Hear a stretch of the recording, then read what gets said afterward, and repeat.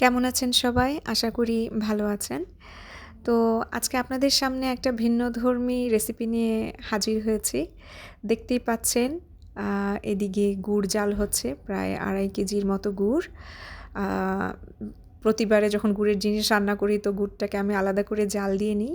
আর এদিকে প্রায় ৪ লিটার দুধ। আর দুধের মধ্যে কিছু গরম মসলা দেওয়া হয়েছে, মানে বেশি কিছু না, ৩-৪ টা এলাচ দিয়েছি আর ২ টা দারচিনি। আর এর মধ্যে প্রায় ১ পোয়ার থেকে একটু কম পোলার চাল। আর কিছুক্ষণ আগে যেটা দেখলেন এটা হচ্ছে বাটিতে উঠিয়ে রেখেছি। তো আপনারা মনে হয় এতক্ষণে বুঝতে পেরেছেন আসলে আমি কি রান্না করতে যাচ্ছি। এই রান্নাটা আসলে আমি করেছিলাম জানুয়ারি মাসের ২ তারিখে।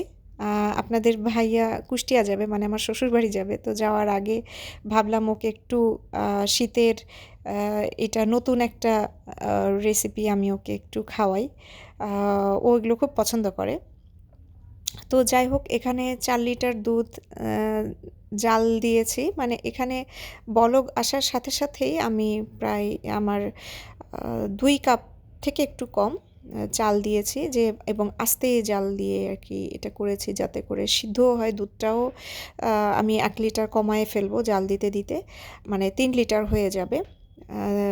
৩ লিটার থেকে একটু কমে যাবে আর কি, আর চালটাও ফুটে উঠবে। সো ওইভাবে জালটা দিয়ে প্রায় ১.৫ ঘন্টার মতো আমি আসলে চুলায় রেখেছি। আর এদিকে গুড়টাও জাল হচ্ছে। তো গুড়ের এখানে একটা বিশেষত্ব আছে, যে অনেকেই দুধ আর গুড় একসাথে জাল দেয়। এটা আমি আমার দাদিকে দেখেছি, নানিকে দেখেছি, আমার বড় মামি, আমার মাকেও দেখেছি। বাট আমি না এই সাহসটা করে উঠতে পারি না, কারণ অনেক সময় দুধটা ফেটে যায়। তো আমি ওই রিস্কটা নিতে চাচ্ছিলাম না। তো আমার নানার কাছ থেকে, উনি আবার খুব যেমন ভোজন রসিক ছিলেন তেমন রান্না করতে উনি পছন্দ করতেন। তো আমার নানার কাছ থেকে শিখেছিলাম, আমার মাও শিখেছিল, যে দুধ আর গুড়টা জাল দেওয়ার পরে রুম টেম্পারেচারে এনে ঠান্ডা করে তারপর দুটাকে মিক্সড করতে হবে। তো আমি ওই প্রসেসেই আগাচ্ছিলাম। এই যে এদিকে আমার দুধ কিন্তু মোটামুটি প্রায় হয়ে আসছে। তো দেখতে পাচ্ছেন একদম মাখা মাখা হয়েছে, আঠা আঠা হয়েছে। আমি আরেকটু দুধটা শুকাবো। প্রায় ১ লিটার দুধ তো কমেই গেছে। এদিকে আমার চালটাও সিদ্ধ হয়ে গেছে। আর এখানে ৩ আঙ্গুলের ১ চিমটি লবণ অবশ্য দিয়েছি মিষ্টিটাকে অ্যাডজাস্ট হওয়ার জন্য।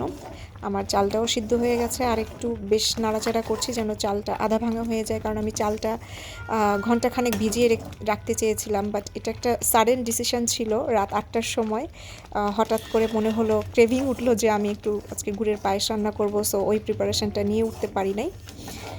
আর এদিকে আমার গুড়টা বেশ খাঁটি ছিল, রাজশাহী থেকে আনা। প্রতিবারে আমরা ওখান থেকেই নিয়ে আসার চেষ্টা করি, কারণ ঢাকার গুড় কিনতে খুব ভয় হয়, কারণ ওই ঢাকার গুড়ে চিনি তো থাকবেই মাস্ট, আর কি যেন সার ইউজ করে, যার জন্য ওইটা খেতেও সুস্বাদু তো হয়ই না। প্লাস দেখা যাচ্ছে আমি দুধ ভাত খাবো, গরম দুধ পেলে ওই দুধটাও ফেটে যায়, এমন অবস্থা হয়। তো রাজশাহী থেকে আনা হয়েছে, এবং একদম ওখানে দাঁড়িয়ে থেকে জাল দিয়ে এটা একদম ফ্রেশ গুড় নিয়ে আসা হয়েছে। তারপরও এটাকে আমি আলাদা করে জাল দিয়ে নিয়েছি, কারণ অনেক সময় বালি থাকে। ওটা থিতিয়ে যাওয়ার পরে আমি উপর থেকে গুড়টা নিয়ে নিই। দেখতেই পাচ্ছেন আমার মোটামুটি এখানে দুধটা মানে টাইট হয়ে গেছে, দুধ আর চাল টাইট হয়ে গেছে। আর আমার যে সরটা আমি উঠিয়ে রেখেছিলাম ওটাও এখানে দিয়েছি। আমি প্রতিদিন সর উঠে রাখা হয় আমাদের ঘি করার জন্য।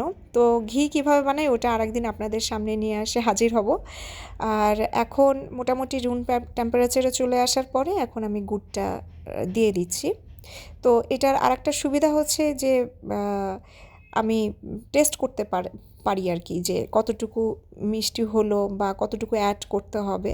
এজন্য অল্প অল্প করে দিয়ে দিয়ে আমি এটা মাখাই নিই।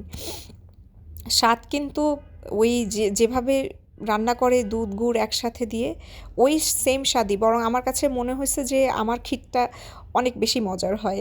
আর আমার তো লয়াল রিভিউয়ার হচ্ছে আমার আব্বু আর আমার হাজব্যান্ড।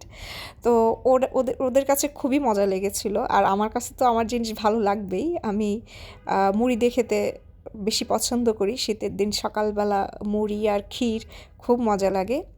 তো আমার কাছে মনে হচ্ছিল যে মোটামুটি এই গুড়ে হয়ে গেছে, তারপরেও আমি একটু অল্প সামান্য আরেকটু অ্যাড করি, কারণ অতিরিক্ত মিষ্টি ভালো লাগে না। অতিরিক্ত মিষ্টি হলে বেশি মজা করে খাওয়া যায় না। তো তো মোটামুটি একটা ব্যালেন্স একটা মিষ্টি হয়েছিল। তো যাই হোক, এই দেখতে পাচ্ছেন আমার ক্ষীর বা গুড়ের পায়েস যে যেটা বলেন। আর অনেকে এখানে নারিকেল দেয়, আমি নারিকেল দেই না, তাহলে আঠা আঠাটা ভাবটা থাকে না। তো সবাইকে ধন্যবাদ, ভালো থাকবেন। নেক্সট আর একটা ভিডিও নিয়ে ইনশাল্লাহ হাজির হয়ে যাব।